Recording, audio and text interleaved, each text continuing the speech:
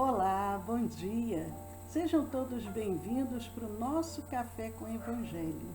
Eu sou Leila Rocha de Oliveira. Roberto Antônio de Oliveira. Nós fazemos parte do Centro de Estudos Espíritas Allan Kardec, na cidade de Olambra, interior de São Paulo. É até uma alegria muito grande estar aqui com todos vocês nessa manhã linda. Olambra hoje está com um sol tão bonito, um sol de outono, estamos no mês de abril, então está um sol gostoso. Mas fez um friozinho bom, né? 12 graus ao amanhecer. Ao amanhecer, né? Ao amanhecer é para quem gosta de acordar bem cedo, aí sente o friozinho do início da manhã. Mas é muito bom estarmos aqui e eu estava hoje pensando, e a gente sempre pensa, né? Penso, logo existo. E a gente pensando, né? Nosso Brasil, uma pátria tão imensa, tão bonita, tem o verde das matas, tem essa natureza exuberante, esse clima tão gostoso. Temos tantas riquezas naturais, os rios, os mares, e a gente fica pensando qual foi o planejamento de Jesus para o nosso Brasil. Porque hoje é uma data especial que dentro do nosso calendário, quando nós estudamos há um tempo, lá um pouquinho de tempo atrás, ainda lá no ensino fundamental, que antigamente se dizia primário, a gente dizia, não, tinha que saber decorado, né? O dia do descobrimento do Brasil. E alguns agora dizem assim, não, mas o Brasil não foi descoberto porque já existia aqui uma civilização, já existiam os indígenas. Mas os homens ditos civilizados descobriram o Brasil e hoje é um dia que se lembra, né? O 22 de abril foi o dia que Pedro Álvares Cabral, a porta aqui nas terras de Santa Cruz, aliás, eu acho que era Ilha de Veracruz. Supunha-se que o Brasil fosse uma ilha. Que era uma ilha, depois passou a terra de Santa Cruz. Então, nesse dia, acordei já pensando nisso. Qual o propósito dessa terra tão imensa, né? Desse Brasil tão rico? Isso é que eu ia te perguntar, Lê. Não, mas isso que eu ia te perguntar. Foi obra do acaso? Com certeza que não. Bom, a propósito de o Brasil ter sido descoberto, encontrado, a gente não entra nesse mérito. São questões semânticas, né?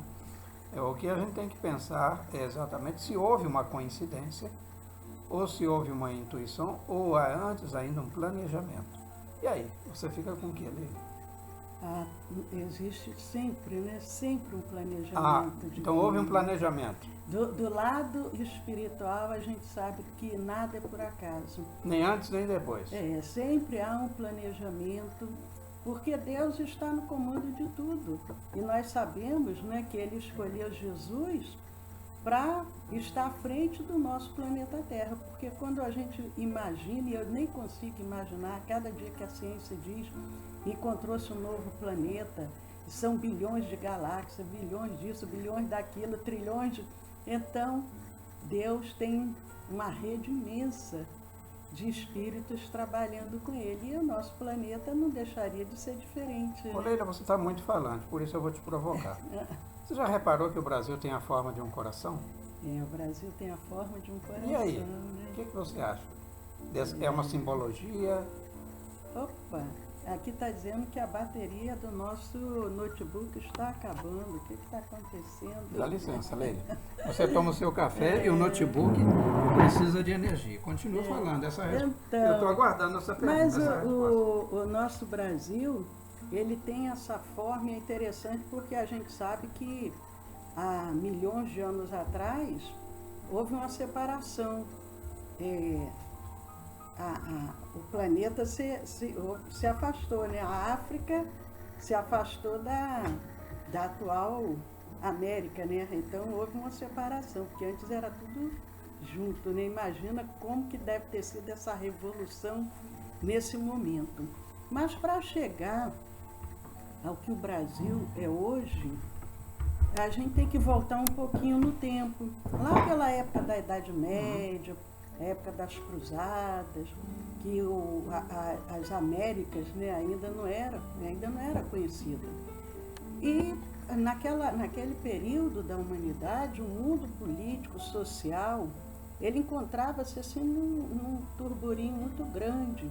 Foram as Cruzadas, eram toda aquela a época da Idade Medieval, aquela sombra terrível. E as sombras da Idade Média, elas confundiram muito as lições do Evangelho. Porque, inclusive, o que a igreja achava? Que ela teria que transformar eles diziam, todos aqueles que não eram cristãos, que tinham um termo, que agora me foge, não sei se o Roberto... Eles falaram dos gentios, né? Os infiéis. Os infiéis, né? Eles queriam transformar aquele povo em cristãos. Então foi uma época de muitos equívocos. E nessa época desses equívocos, que isso foi em torno do século XIV, Jesus ficou muito apreensivo e ele vem até o planeta Terra fazer uma análise do que estava acontecendo. E isso é relatado no livro Brasil, Coração do Mundo, Pátria do Evangelho. De Humberto de Campos. Né? De Humberto de Campos.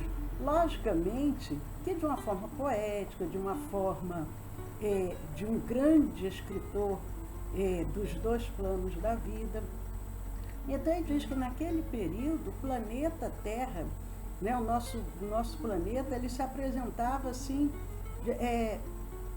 com uma densidade de coisas equivocadas que haviam sido realizadas em função também do orgulho, porque o orgulho, nós vimos inclusive ontem comentando no estudo do nosso Evangelho, a todas as terças-feiras, às 20 horas, que o orgulho é uma das grandes chagas da humanidade. Leila, eu gostaria assim eu acho o Humberto de Campos, ele tem uma veia poética daquele escritor, né, escorreito, e ele coloca com muita pinta, né, com as cores muito fortes, a realidade daquele tempo. Ele diz assim, que o planeta terreno lhe apresentava, assim, ainda ao Cristo, portanto, lhe apresentava ainda aquelas mesmas veredas escuras, cheias de lamas da impenitência e do orgulho das criaturas humanas, e repleta dos espinhos da ingratidão e do egoísmo. Está falando assim como o planeta terreno, a casa planetária, né? E adiante ele vai falar, então, como é que poderia mudar isso. Exatamente. E o que acontece, né, em função do orgulho, do nosso egoísmo ainda como criaturas humanas, Jesus se preocupa muito. Como que seria? O Evangelho estava sendo totalmente deturpado. Não era a mensagem de Jesus, que é o Evangelho, que significa o quê? A boa nova. A mensagem que ele havia trazido para a humanidade estava totalmente deturpada. Desfigurada. Então ele fala com Eliu, que era um espírito que fazia parte dessa grande equipe. Não Hiléu, Eliu, né? Eliu ou Hiléu, porque de acordo com a forma árabe, fala-se de uma forma, mas aí ele fala... no hebraico outra, né? Aí ele fala, Eliu, fala Jesus para ele. Meu coração se enche de profunda amargura, vendo toda essa incompreensão dos homens. E Eliu ou Hiléu procura, né, conversar com Jesus. E ele diz, a gente poderia, porque ele percebe Jesus que ali naquele ambiente, da onde já eram as terras descobertas pelos ditos homens civilizados, o Evangelho já não tinha mais. Mais precisamente pelos portugueses. Todos aqueles países que já eram conhecidos naquele período da Idade Não, mas Média. falando aqui da descoberta do Brasil. Não, mas ainda não cheguei a esse momento, né? Eu digo então que ele percebe que ali naquela região, né, aonde já era conhecido, aonde os mapas, aonde os navegadores, aonde os homens já conseguiam chegar, delinear, porque eles já conheciam a África, eles já conheciam, né, toda a Europa, mas Jesus percebe que aquela situação ali não tinha mais possibilidade. E ele diz assim, felizmente, Jesus diz, não vejo senão o caminho do sofrimento para modificar tão desoladora situação. Então Jesus vê que mesmo ele tendo vindo há 2000 anos, tendo se ensinado tanta coisa, e já tinham se passado quase 1500 anos desde a vinda de Jesus, mas a humanidade ainda continuava presa ao orgulho, ao egoísmo, aos vícios, às interpretações equivocadas. E aí, na verdade, Roberto, o que será que Jesus faz então diante dessa situação? E Eliu também, o que Eliu sugere a Jesus diante disso tudo? Que na verdade Eliu, e aí viria a ser uma figura de proa, e ainda o é na atualidade, para nós espíritas particularmente, e para o Brasil de modo geral. Mas ele diz então, Senhor, se esses povos infelizes, que procuram na grandeza material uma felicidade impossível, marcham irremediavelmente para os grandes infortúnios coletivos, visitemos os continentes ignorados, onde espíritos jovens e simples aguardam a semente de uma vida nova. Então é interessante, né? Eliu sugere a Jesus, bom, já que o povo daqui não está conseguindo se adequar, então vamos visitar terras ainda desconhecidas. É uma oportunidade, porque ele, como espírito, sabia que existiam terras povoadas que ainda não eram conhecidas. E quem sabe ali não seria a oportunidade de colocar o Evangelho em ação. Não é verdade, Roberto? Que é interessante que parece assim que Jesus ignorava, né? Mas onde é que será que tem isso?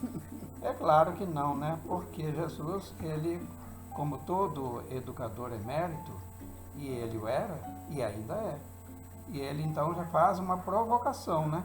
Aí deixa ver o que o Eliu, que vai ser aquele que encarregado desse projeto, o que ele conhece, o que ele sabe, né? E aí então Eliu se pronuncia desta forma.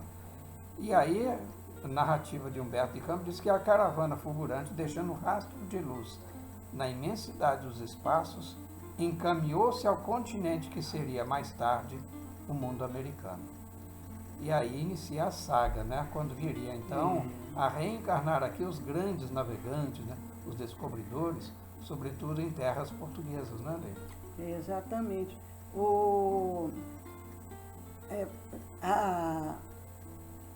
Quando eles vêm, né, que observa aqueles silvícolas humildes, simples, e aguardando, inclusive, intuitivamente, uma era nova. Olha que coisa interessante, né? Porque os silvícolas, eles já tinham também uma sensação de que algo ia mudar. É tanto que quando o Brasil, as caravelas chegam aqui, eles são bem recebidos. Eles não são atacados, os portugueses não são atacados. E Jesus, quando eles vêm com Eliu, ele abençoa aquele solo, ele ora, ele vê toda aquela opulência, daquela riqueza, e ele diz para Eliu. Olha o que Jesus diz para Eliu quando ele chega aqui, a esse solo. Ele diz, para esta terra maravilhosa e bendita, será transplantada a árvore do meu evangelho de piedade e de amor. Que bacana, eu vejo aí Jesus, o pomicultor. Né? O que faz o pomicultor? Uma árvore está plantada numa região não apropriada, ele primeiro poda ela. Porque aí a demanda de seiva, né, que deverá ser suprida através do seu sistema de raízes, né, sistema radicular, não será possível. Então, a demanda diminui. E pega ela com as raízes e leva ela para uma outra região. E aí Jesus transplantando, é uma imagem belíssima, né, uma imagem poética, e que ele transplantará a árvore do seu evangelho para esta terra, que hoje nós chamamos de Brasil. Mas é interessante, Leila, essa fala que ele fala, que ele se refere que no seu solo dadivoso e fertilíssimos, todos os povos da terra, isso que eu achei fantástico, todos os povos da terra aprenderão a lei da fraternidade universal. E se nós fizermos um mapa, uma leitura étnica da nossa composição de habitantes do Brasil hoje, vamos ver que assim, de fato, se materializou. Então, os povos da terra, não haverá segregação, etnia, e aqui todos os credos serão acolhidos, né? Os muçulmanos, os hindus, os budistas, e até os ateus, mas sobretudo os cristãos, né? Então eles teriam aqui a árvore do seu evangelho, era o evangelho do Cristo, para aqui transplantada. É verdade, né? E ele, então, de acordo com esse planejamento, de acordo com esse tratado entre Jesus e Enlil, algum tempo depois, eles fazem uma grande reunião no mundo espiritual, convidam espíritos comprometidos com esse desejo e aqui reencarnam. Muitos espíritos vêm com esse objetivo de reencarnar aqui, de virem para essa terra para poder dar continuidade a esse projeto que Jesus nos oferta, né? Então, essa é a fase do planejamento ainda, né? É a fase do planejamento. Tá. E aí o que acontece de acordo com esse planejamento? Passaram-se alguns anos, que nós estávamos na Idade Média, né, como eu falei. Eles visitaram o que seria hoje o Brasil em espírito, né? Que a caravana, então ela dirige-se para esse local. Então é um planejamento espiritual. Então todo esse planejamento começa como? Os espíritos teriam que reencarnar nas terras já conhecidas para poderem se preparar para virem para essas terras que ainda não eram conhecidas. Então, depois de alguns anos, em torno de 1394, nasce o Infante de Sagres. E o Infante de Sagres, ele realizou assim, grandes tempos em função do desenvolvimento como é que se fala? Naquela época, o meio de locomoção era através da... Sim, as grandes embarcações, as grandes embarcações, para segurar os grandes mares abertos, as grandes embarcações, né? Aí teve que ele, né, com o infante do Henrique de Sagres, né? E ele fundou essa escola de navegação. E na cidade de Sagres, que a gente observando o mapa da Europa, a gente vê na chamada Península Ibérica, que a escola de Sagres estava bem na extremidade, ou seja, pronto para se lançar ao mar. Né? A gente que lembra um pouquinho lá daquela época de escola, lembra, né? Estudamos Dom Henrique de Sagres, né? Que foi um grande... E ele foi filho, desenvolvedor, né? dessa... E ele foi filho de uma inglesa, né, que é a Filipa de Lancaster, e o Dom João I, né, o português. Né? Mas com tudo isso, ele, após o desencarne dele, que se deu em 1460, 40 anos, né, 40 anos antes do Brasil ser descoberto. Aí ele, do mundo espiritual, ele continua trabalhando, continua agindo, continua envolvendo, intuindo as pessoas, e ele, inclusive, com isso, ele vai o quê? Despertando as pessoas intuitivamente com esse desejo de descobrir e além, né, do que eles já conheciam. E isso é muito interessante, não é verdade, Roberto? Então, aí relatando o Humberto de Campos, né, diz que a prova que os seus estudos particulares falavam da terra desconhecida é que o mapa de André Bianco, que ele era um cartógrafo, datando de 1448, mencionava uma região fronteira à África. Quer dizer, não tão fronteira assim. Sabemos que daqui até a costa africana, né, partindo do litoral do Brasil, há uma massa oceânica muito grande a ser vencida. Mas era o horizonte que eles tinham à época, já que nenhum, dito como a Leila colocou, homem civilizado tinha tocado as Américas, então eles tinham, que era a leste da África, a oeste, aliás, da África, né? E então para aqui os navegadores portugueses diziam que era chamada Grande Ilha Austral. Austral quer dizer do hemisfério sul, mas eles não tinham ideia que seria um continente, não uma ilha. Porque na realidade, naquela época eles iam muito para as Índias, trazer os temperos, né, comprar aqueles produtos. As especiarias. Aquelas né? especiarias. Mas eles tinham, né, essa condição, né, de ir, de voltar, eles já sabiam esse caminho. E o infante Dom Henrique se aproveita, né, dessa oportunidade para ir despertando esse interesse das pessoas conhecerem novas terras. E ele intui o atual, naquela época, né, que era o atual rei Dom João II, o rei Dom João II era chamado de príncipe perfeito. Então ele intui espiritualmente, né, para que ele tenha esse desejo. Ele se torna rei bem pequenininho, né? Jovem, isso às vezes acontecia, olha, não vamos esperar né? muito tempo, não. Ainda criança foi sagrado rei. E aí começam a criar-se várias expedições, diversas expedições se organizam com esse objetivo de descobrir essas novas terras. E aí o que acontece, né? Os planos, né, da Escola de Sagres já estavam consolidados, porque foi um momento onde as pessoas começaram a aprender a navegação. E aí, Roberto, o que deve ter acontecido depois que o Sagres já se diz assim, bom, agora o meu papel está cumprido, agora eu já fiz o que eu precisava fazer, já intuí o rei, já despertei o interesse dos navegadores, e aí? Então sim, que a escola de Sagres, ela fecharia pouco depois, mas já tinha cumprido o seu propósito, né? Já tinha aberto a área de invenção, ou seja, como é que vamos fazer caravelas, porque a navegação pelo Mediterrâneo é antiga, mas os grandes mares, os mares abertos, as ondas gigantescas, oceânicas, assim como a distância a ser vencido, exigiria embarcações mais portentosas. Então tudo isso já tinha sido realizado. E então a escola de Sagres fez por quê?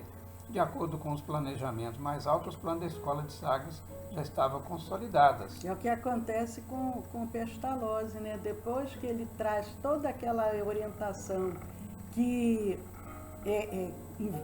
orienta Kardec, logo depois Yverdon também é fechado, né? É muito interessante, cumpriu o seu papel, né? Cumpriu o papel. Mas e aí, Roberto? Aí nós tivemos em 1498, portanto 2 anos antes das caravelas portuguesas tocarem o Brasil, um grande navegador, que também português, que era o Vasco da Gama. Então, assim, ele descobriu o caminho marítimo para as Índias. E esse caminho teria que ser costeando a África, né? E que se localizava, então, portanto, bem fronteira à África, já do outro lado, chamado o lado leste da África, e que seria, então, contornado através do chamado hoje Cabo da Boa Esperança, mas na época era o Cabo das Tormentas, né? É tão interessante, porque quando eu era criança, eu me lembro, como se fosse hoje, a professora dizendo, quem descobriu o caminho para as Índias? Vasco da Gama. E eu ficava imaginando aquelas índias, umas índias andando, porque ele tinha descoberto o caminho para elas.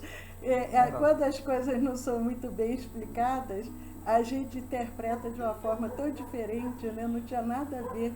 As Índias era, Mas era aí, um Leila, país. vamos deixar essa parte da infância, é muito legal e tal. Mas vamos ver lá, dia 7 de março de 1500, o que acontece? Ai, 7 de março, nós estamos o quê? Há um mês e pouco antes da data que hoje comemoramos, dia 22 de abril, né? então, aí o Pedro Álvares Cabral, ele estava se preparando para ir fazer esse novo roteiro para as Índias. O objetivo inicial era fazer o mesmo roteiro que já havia sido descoberto pelo Vasco da Gama. Só que nesse meio de caminho, eles intuitivamente também, Henrique de Sagres novamente se aproveita para intuir toda aquela equipe, a intuir aqueles navegadores que faziam parte da frota de Cabral, para que eles não fossem seguir esse novo caminho para as Índias, mas sim, ele aproveita-se, né? As noites de Cabral, elas começam a ser povoadas de sonhos sobrenaturais. E as caravelas inquietas cedem ao impulso de uma orientação imperceptível. Então a gente vê que aqui, nada é por acaso, né? Então veja bem, quem é que intuiria o Capitão Mor da frota? O Capitão Mor era o Pedro Álvares Cabral. Então, diferente do roteiro inicial da expedição que tinha sido traçado, ele é intuído a mudar de rumo. Então a história clássica diz que, olha, foram os ventos que trouxeram ele para cá. A gente não deixa de dar razão a isso, mas foram os ventos espirituais, que através da intuição, falam assim, agora leva sua bandeira à terra desconhecida do hemisfério sul.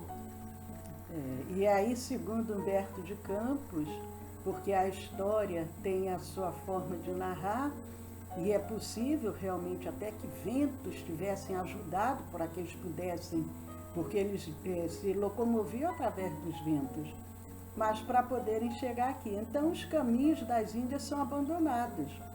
E aquela empolgação, aquela vontade, aquele, ao mesmo tempo, temor, mas aquele desejo, né, de conhecer uma terra que ainda era desconhecida.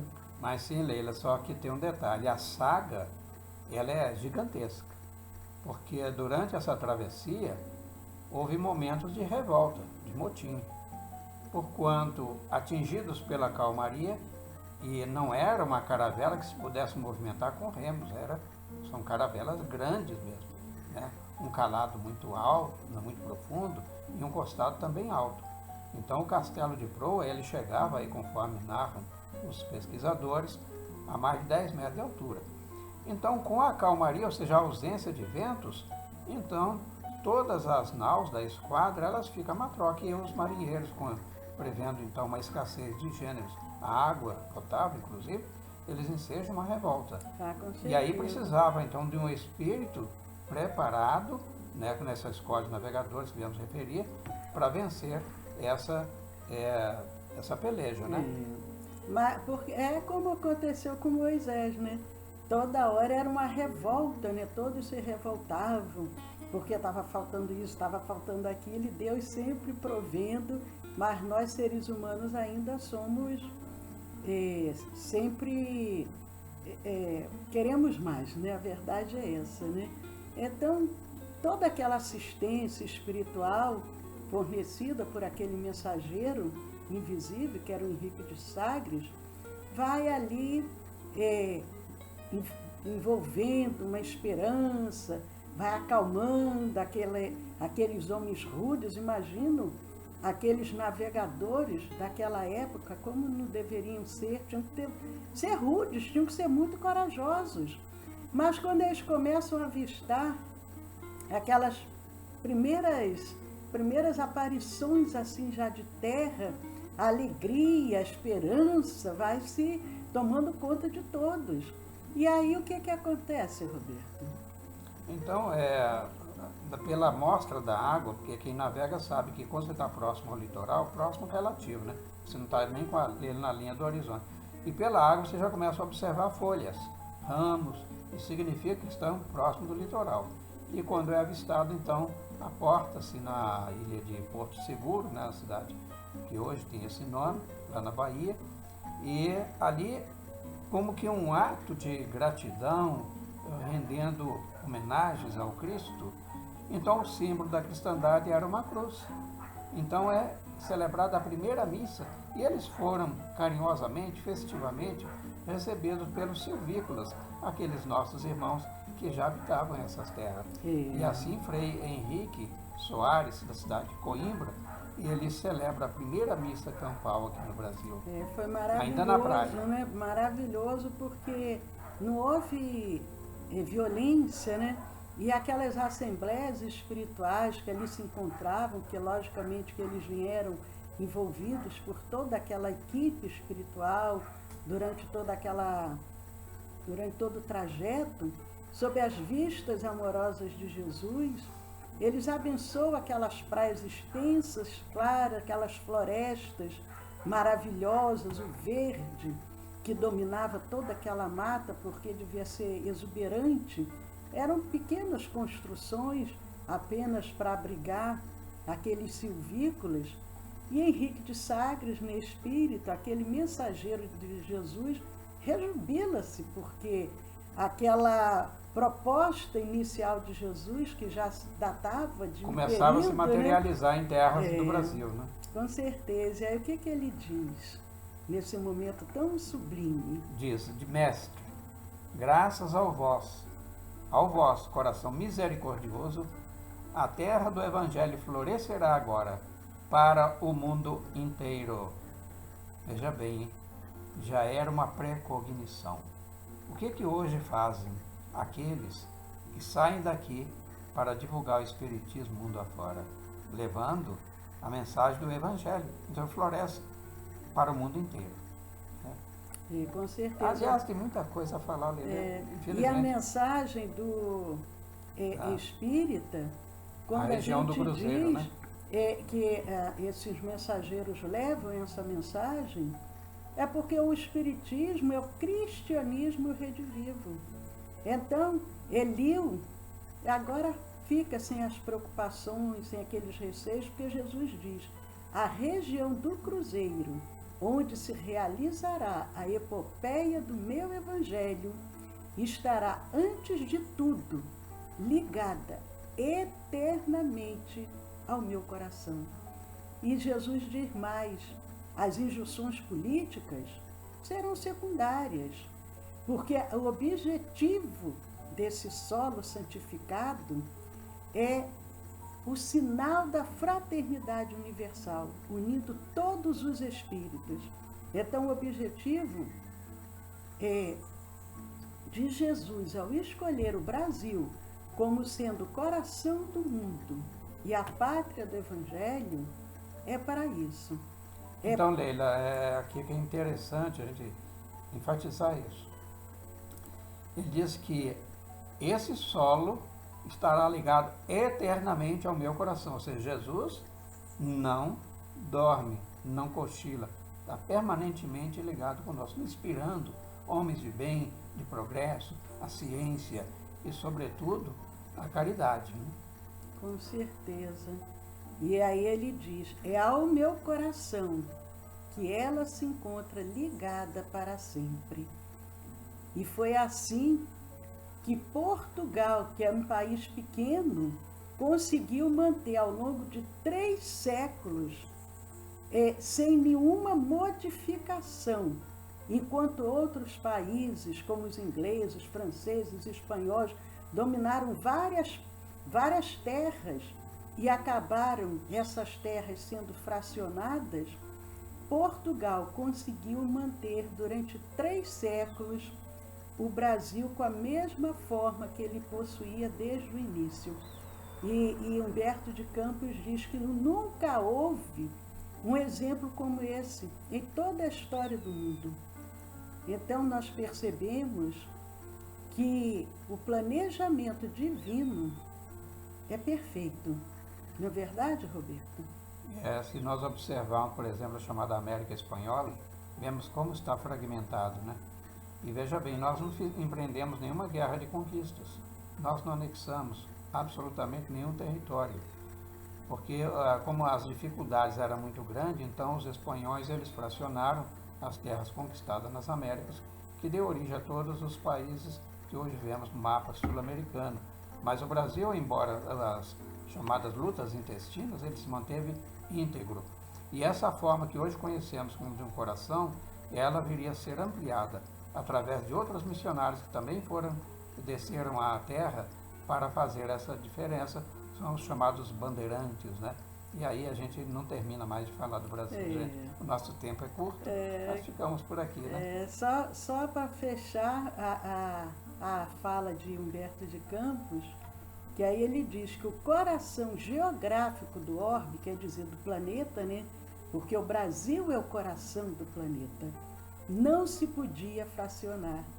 Então é belíssimo quando nós brasileiros, nós que aqui renascemos ou que escolhemos para ser a nossa pátria, para vivermos aqui e sabermos que Jesus escolheu o Brasil para ser essa pátria do Evangelho, seu coração do mundo, e que nós temos toda a possibilidade, cada um de nós, de irmos semeando essa luz que é o Evangelho de Jesus a tantos corações, e que muitos de nós, ao sairmos daqui para irmos para outros países e levando essa mensagem do Evangelho de forma pura, de forma simples, da forma como Jesus nos legou, é muito profundo.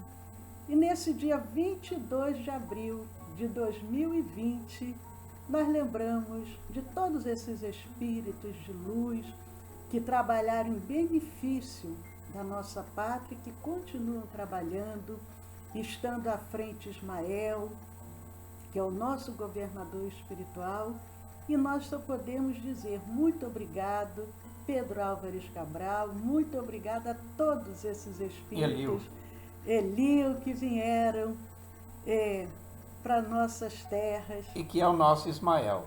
Você não disse, então eu vou adiante dizer. Tem esse compromisso com vocês. Agora, se vale uma recomendação, para fechar de vez, leia o livro Brasil, Coração do Mundo, Pátria do Evangelho.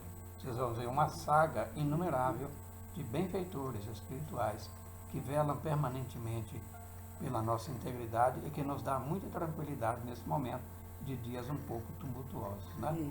Que assim seja. Muita paz. Jesus está no comando de tudo. Convidamos a todos, às 20 horas, o nosso curso de Espiritismo e, ao final, o nosso passe espiritual e, quem desejar, a magnetização das águas. Um dia abençoado, muita paz a todos, alegria nos corações. Que assim seja.